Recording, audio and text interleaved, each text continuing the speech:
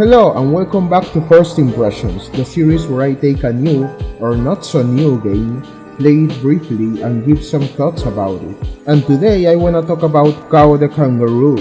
Now this is a brand new Kao the Kangaroo game being released on May 27, 2022. And until today I had no idea that Kao first game was released in 2000, so I'm definitely gonna play that version too at some point. This game is very inspired on games of the golden era of 3D platformers. And if you know me, you know that I love games that are pretty much a revival of that era. Stuff like Yooka-Laylee, Macbeth 64, Tori, and many others come to mind. And what this game delivers, it's a pretty cool concept. It's a platformer combined with beat 'em up that to me reminds me a lot of Crash to Insanity and Crash of the Titans / Mind Over Mutant, which are games that I played as a kid. And regardless of how different they were to the original Crash Bandicoot trilogy, I still enjoy them for what they were worth. In this game we control Kao, a kangaroo that has to go on an epic journey to find his sister in search for answers to what happened to his dad, after having a nightmare where she asked for his help. Now, it isn't quite told what happened to his sister, if she has been actually kidnapped or has just disappeared with no trace. Again, just a nightmare. Either way, Kao decides to embark on an adventure in order to find his sister, and for this, he must seek help from Walt, a koala sensei, but not before finding a pair of gloves that apparently belonged once to his father.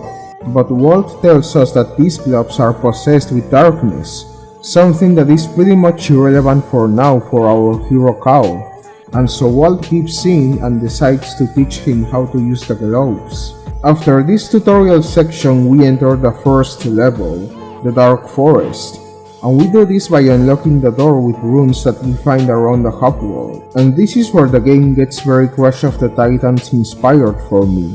You run around, beat up enemies that drop coins, and have to reach the end of the level. That's pretty much it.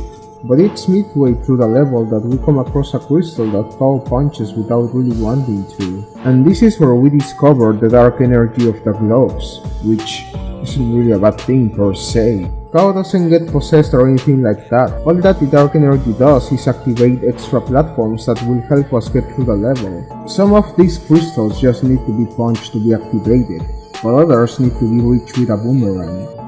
Dark energy aside, you can also do extra stuff like collecting the letters K, A, and O, which I have no idea what that does.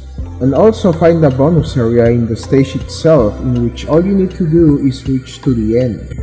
This level is fairly short, but it's also easy to die due to both the controls being a little bit slippery and also the lag that was happening while I was streaming this, which doesn't have anything to do with the recording looking choppy by the way. So once we finish this level, we fight our first boss, Terror. And let me tell you, for a first boss this guy was fucking brutal. He has 3 faces, and the first one is not too bad, you just need to avoid him. And you can tell where he's going because of a wide line that indicates his direction.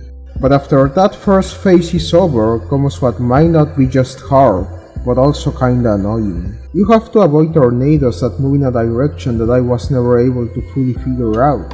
Was probably a zigzag one, but I wasn't completely sure, and every time trying to avoid this was incredibly nerve-wracking.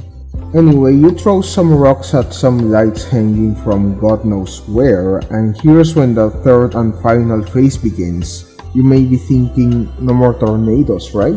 Wrong. The tornadoes keep on coming, baby. And this time you need to get up on some platforms and break through crystals.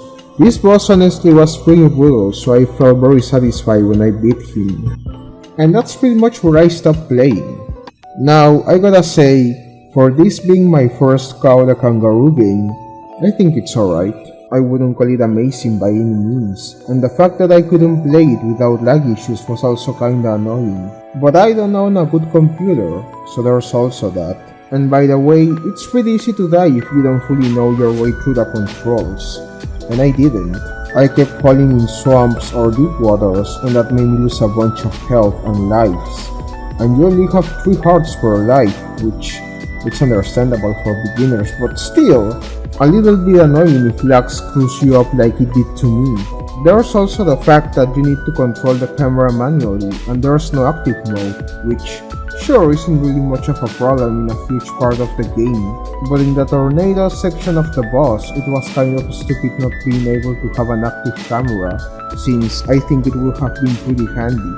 Either way, there are some issues I've got with the game, as you could tell, but overall I think it's pretty cool in terms of it being a solid 3D platformer in 2022.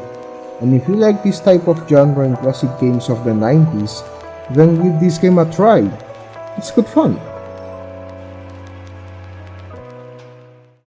Hey, thanks a lot for watching this video. If you enjoyed what you saw, make sure to like the video and subscribe to my channel. This motivates me to continue doing this type of content. Believe me, it does take effort, so support is greatly appreciated. I also stream on my Twitch channel, usually on the weekends, but I will tend to stream after a new video is up as well, so chances are I might be live there right now, so feel free to go and say hi. And finally, don't forget to join my Discord server. We have a small but cool community, and it's also a good place to hang out. So come join us. With that said, thank you and I'll see you in the next video. Bye.